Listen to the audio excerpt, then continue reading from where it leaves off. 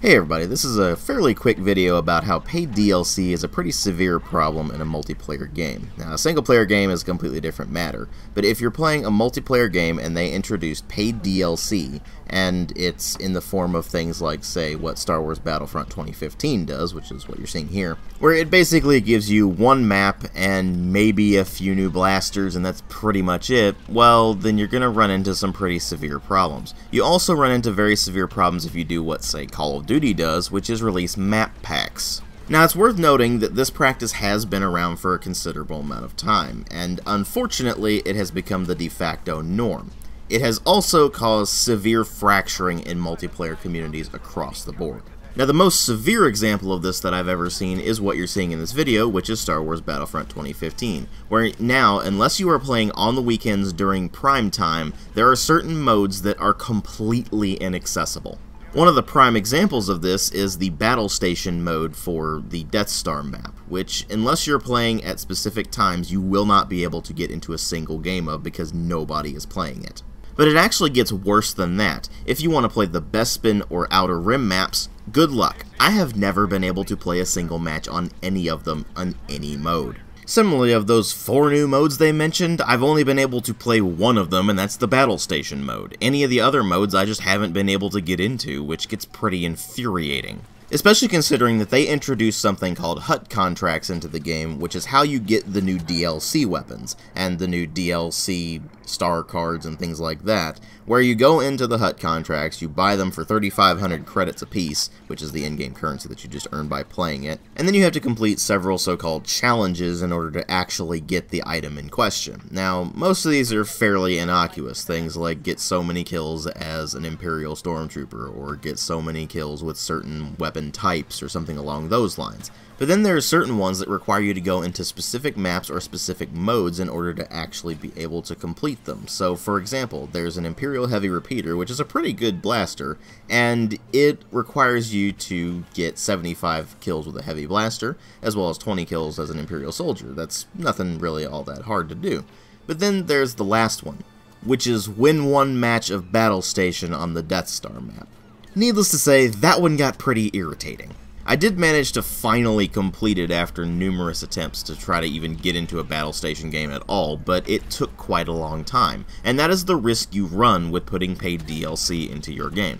Because let's put it this way, most people actually do not buy the DLC, they only buy the base game, and so they're not going to have access to that content to begin with. Of the people who do buy the DLC, there are only going to be a few of those who actually like that particular mode and actually want to play it. If you don't have enough of those people online at any given point, that mode is inaccessible. Thus, with DLC that actually blocks certain content off behind a paywall, you actually run the very real risk of that mode being completely inaccessible even from day one of that DLC launching. And don't get me wrong, there are plenty of other games that have had this problem, including the likes of pretty much all of the Battlefield games since Bad Company 2, where they've locked off a lot of the content behind DLC packs, and either you cannot find any matches at all on certain maps or modes, or you can find them only during very specific times of day when there's the most traffic. And even if it's only map packs like, say, what Call of Duty does, then you still run into that problem, where if you like a particular map in one of the DLCs, well, you better hope that most people get that DLC, because otherwise you're going to have a hard time actually getting into one of those maps.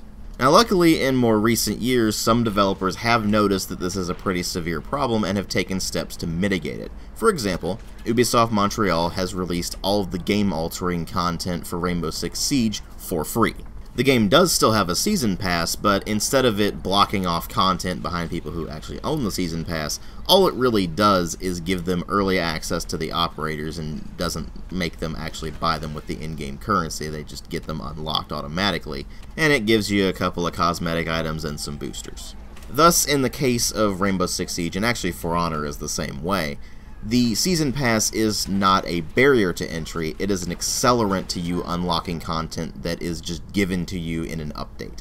Now, you can certainly argue all day about the ethicality of this business practice and how it really does push people to try to buy the Season Pass so they unlock the content immediately rather than having to grind it out, but that's not really for the scope of this particular video. The point is that they made the smart decision, and instead of blocking off content behind a paywall, they decided to release all of that content to all of the players so everybody can play it, as opposed to a handful of people, if anyone at all. This has a few effects, the first of which is that it doesn't fracture your community. Now, if you put in paid DLCs, you're going to split up your community between the base game and whoever bought insert DLC here. By putting all of that content into the normal rotation, everyone's on the same playing field. This makes the players actually want to keep playing the game because they feel like they are getting a steady stream of new content, and on top of that, it feels like the content is fair because it is just given out to everybody, and even though they do have to unlock it, it's still something that they can earn just by playing the game as opposed to having to shell out more money. This leads into the next major effect, which is instilling goodwill with your community.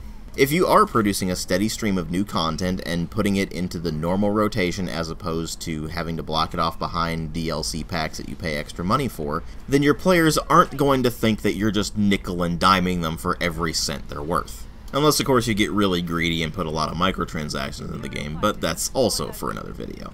But these previous two major effects also feed into what is ultimately the most significant effect.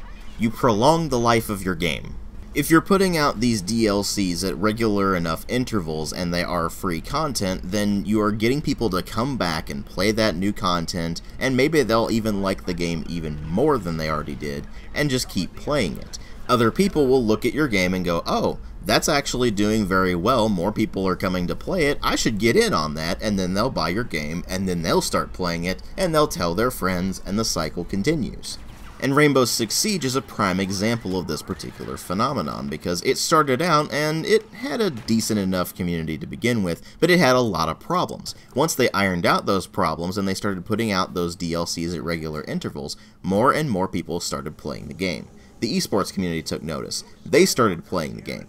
Everybody started telling their friends about Rainbow Six Siege, and now you have people who normally would not be even remotely interested in a relatively slow-paced first-person shooter like Rainbow Six Siege, or a tactical shooter series to begin with, actually playing Rainbow Six Siege. And the inclusion of so many free content updates is a pretty big contributing factor to that. People are saying, oh, there's new content, let me get back into Siege, let me see how the meta's changed, let me see how things are going now. You quite simply do not have that same effect when you release paid DLC packs. And obviously it was enough of a problem with the 2015 reboot of Star Wars Battlefront that EA and DICE decided that instead of doing the same DLC and Season Pass model for Battlefront 2, they're going with a new model that they haven't disclosed yet.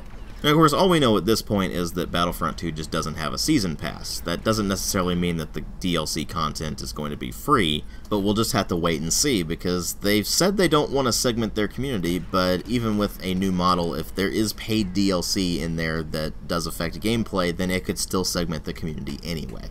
And of course, they do also have the whole Standard Edition, Deluxe Edition, and Pre-Order bonus problem that is not really within the scope of this video, but also does actually affect gameplay, so it is worth mentioning. So it's still a bit up in the air as to whether or not they actually learned their lesson from the previous Battlefront game, but somehow I actually doubt that. So we'll just have to wait and see what happens on that, but it does seem that they've at least noticed that there was a pretty severe problem with fragmenting the player community in Battlefront 2015, and it was a direct result of the paid DLC model that they chose. Which, if the likes of Rainbow Six Siege, and of course other games as well, like Overwatch for example, is any indication, then it's on its way out. People don't want season passes. They don't want to spend $100 or more on a video game that may not even be very good on launch, but gets better with new content later on that you have to pay for. And they especially don't want it in their multiplayer games. And the industry is finally starting to take notice. It's really just a shame that it took them so long to come to that conclusion, because otherwise games like Star Wars Battlefront 2015 might not be a complete disaster like this. Thanks for watching. I'll catch you all in later videos.